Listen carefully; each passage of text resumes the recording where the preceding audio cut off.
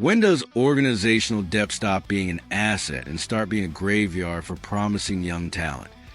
And what does it say about the Dodgers' ruthless commitment to winning now that they're willing to trade away Bobby Miller, a pitcher who was once considered the crown jewel of their farm system, simply because they decided to buy 5 all-star aces instead? Good afternoon, Dodger Nation. It's Sunday, January 25th, 2026. And today's report is a definitive proof that the Los Angeles Dodgers are operating on a completely different plane of reality than the rest of Major League Baseball.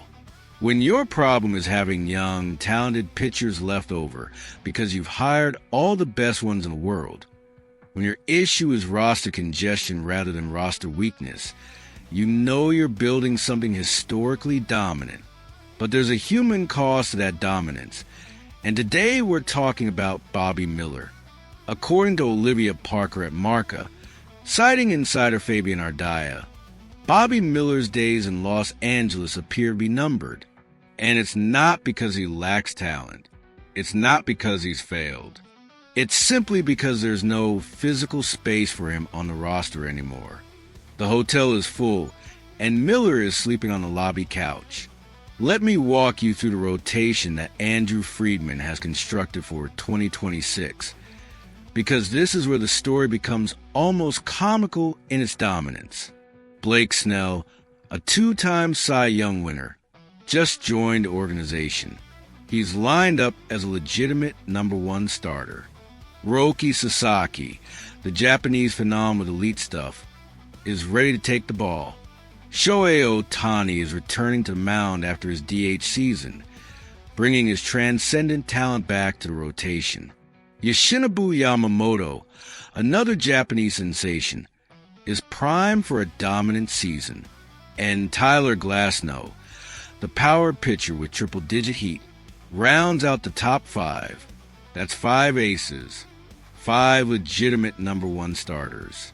5 guys who could be the ace of any other team in baseball. 5 pitchers who, in any other organization, would be competing for the Cy Young Award. But in Los Angeles, they're just the starting rotation. They're the guys who take the ball every 5th day. So, where does Bobby Miller fit into this equation? The harsh answer is, he doesn't. There's no room. There's no role. There's no pathway to success. Miller, who was once considered the crown jewel of the Dodgers' pitching prospects, who had a brilliant debut with 11 wins, has seen his performance decline significantly. He's struggled with control. He's been demoted to the minor leagues. He's tried his luck in the bullpen. But now, even the bullpen is closed. The acquisition of Edwin Diaz as the closer has pushed talented relievers like Tanner Scott and Blake Trinan into setup roles. The Dodgers' bullpen depth is so overwhelming that even elite young arms can't find a spot. And here's the brutal reality.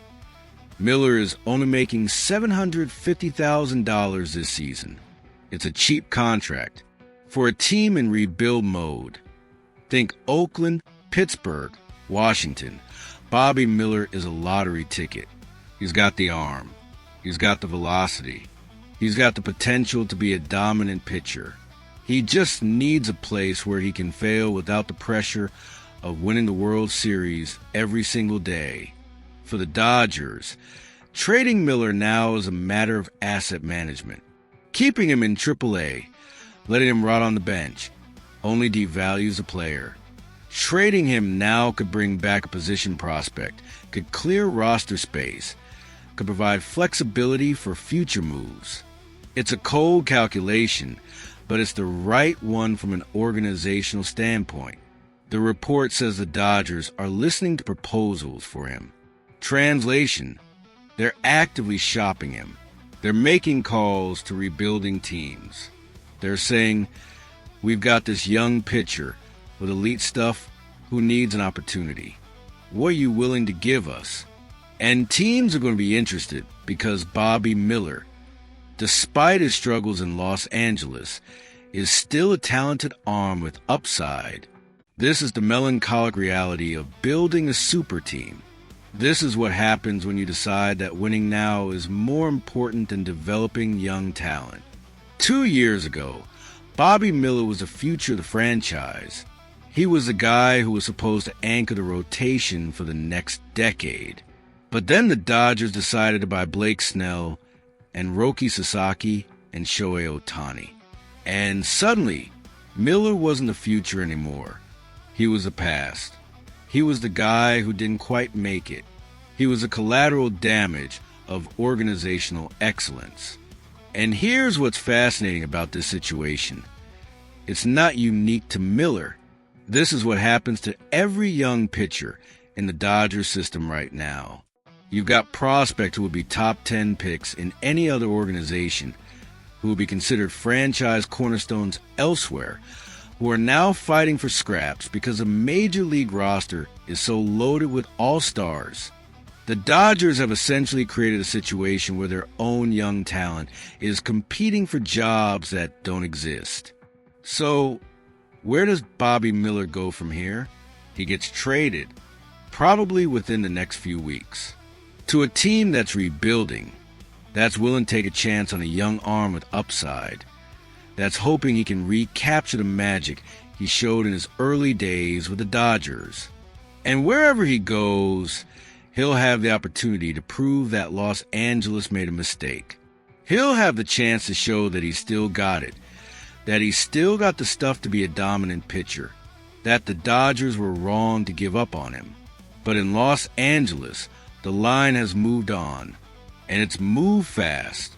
The Dodgers have decided that the future is now, that winning immediately is more important than developing young talent, that buying all-stars is preferable to developing prospects.